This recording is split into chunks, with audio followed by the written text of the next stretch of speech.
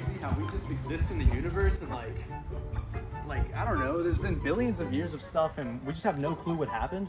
I mean, yeah, it's kind of wild, but recently in astronomy, we've learned quite a lot. Really? No way. Let me show you.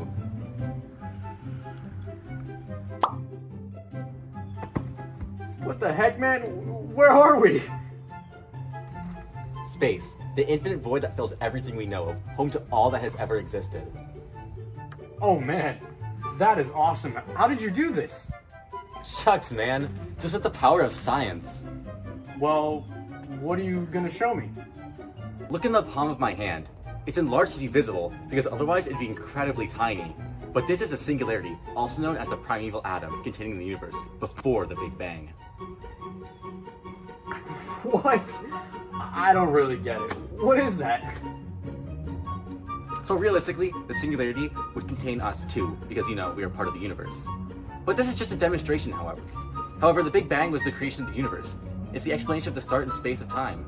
It happened in an instant, but so much happened that it's just mind-boggling. No way, man. That is actually so sick. How do you even know all of this? Clearly, you don't have Dr. Bell to teach you astronomy. Alright, man. So what even happened during the Big Bang? The point of singularity in my hands was expanding faster than the speed of light, dispersing the material that makes our universe in seconds. What? Cool, right? This is called the inflation period. Holy smokes, it's really hot. Yeah, it does that. Don't worry though, it'll cool down eventually. Whoa, what is that, Cameron Jacob? Those are electrons, protons, neutrons, neutrinos, and photons. They will help to create what we call home.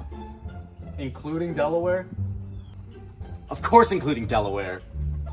Wait. Not to backtrack, but what even happened at the very beginning of the Big Bang? Like, even before inflation and all that stuff? Well, we only really know about what happens 10 to the negative 43 seconds after the Big Bang. Even though that's an incredibly small amount of time, we would need an insane amount of physics to comprehend what happened before that point. Do we have a name for that period of time? Yeah, it's called the Planck era. Basically, at the end of this era, the gravitational forces freeze out from all other fundamental forces. What the HE double hockey sticks is a fundamental force? So the fundamental forces are any of the four basic forces: gravitational, electromagnetic, strong, and weak. That govern how objects or particles interact and how certain particles decay. Oh, so it's just how stuff works in the universe? Pretty much. But after that point in the Big Bang, we have the gut era. Gut era? Like a stomach or something?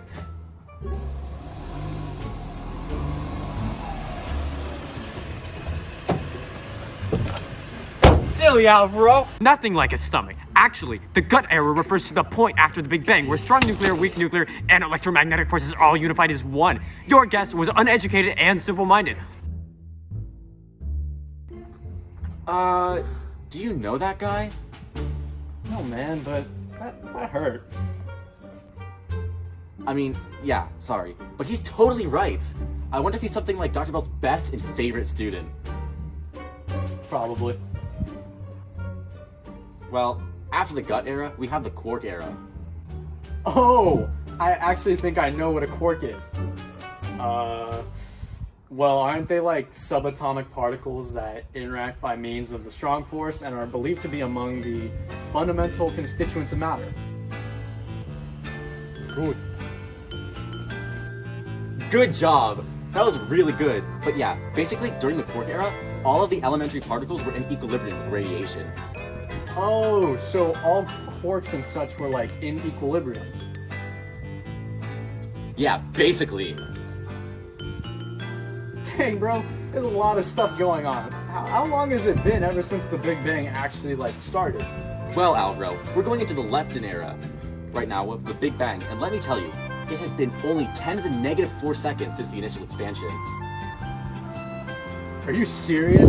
This is all moving so insanely fast, it's almost unbelievable. The universe works in wondrous and extreme ways, man. However, during the lepton era, things begin to chill out a bit. basically meaning that the universe cools down enough so only electrons, positrons, muons, and neutrinos are in equilibrium. Oh wow, that's pretty interesting. Also, what the heck is a muon?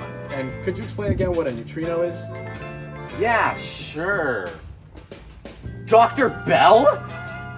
Yeah, man. A muon is an unstable lepton that has a mass about 207 times that of the electron, and exists in negative and positive forms. A neutrino is a subatomic particle that is very similar to an electron. It has no electrical charge and a mass that might even be zero. Anyways, thank you, that really explains a lot. Moving on though, let's get to 1 second after the Big Bang.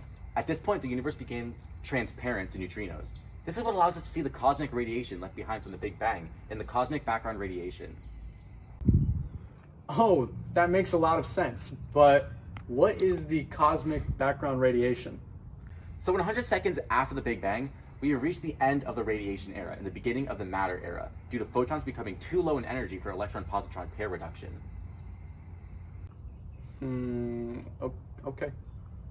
Yeah, well, now we're getting serious. We're entering the matter era. Photons are no longer able to ionize atoms, and so elements like hydrogen and helium are able to form. Holy mackerel. So this is when stuff actually starts like forming, like these elements basically make up blueprints for stars and other giant structures in space? Yeah, wait, that's exactly right, Alvaro! After this era, we are getting into the galactic epoch. The next 3 billion years, when galaxies and quasars begin to form, and there's the stellar epoch, where star formation goes through many generations and galaxies evolve. Wow, Cameron, this is literally all so incredible. I can't believe it. I love Dr. Bell. Anyways, there's so much about the Big Bang, but how do we actually know that it happened? This is all theoretical, however. There's a large amount of data supporting it. So, what? First, leftover radiation from the Big Bang could be observed through radio telescopes. Initially discovered by Arno Penzias and Robert Wilson, interference from space was picked up by their telescope. They thought it was bird poop, but it turned out to be radiation from the Big Bang labeled the cosmic microwave background. Man, I love bird poop. You're weird. Another piece of evidence supporting the theory is the observed expansion of the universe. When using type 1a supernovae as a standard candle, or a good reference point for distance, you can measure the redshift and you will see exponential cosmic redshift. This observation means that space between us and the candles is growing increasingly fast. The same cosmic redshift can be seen with galaxies and all cosmic objects. I'm not sure I understand. Think of a balloon with no air in it. Imagine that it is covered in coins. The coins are close to each other until you begin filling it with air. Now the coins are growing apart from each other at an exponential rate as the air fills the balloon.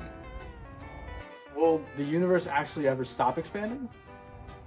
It is unlikely that the universe will ever stop expanding, although there is a chance that the universe will. There are 3 possible outcomes for the universe's future. If the density of the universe is at the so-called critical density, the universe will halt after an infinite amount of time, slowing down forever. The universe can also halt expansion and contract if the density is beyond the critical density. The most supportive theory is that the universe has a density lower than the critical density and will expand forever. Huh, this is wild. So the universal expansion depends on density. That's weird to imagine. I heard that the universe can actually be spherical, saddle-shaped, or flat. Is that also dependent on density?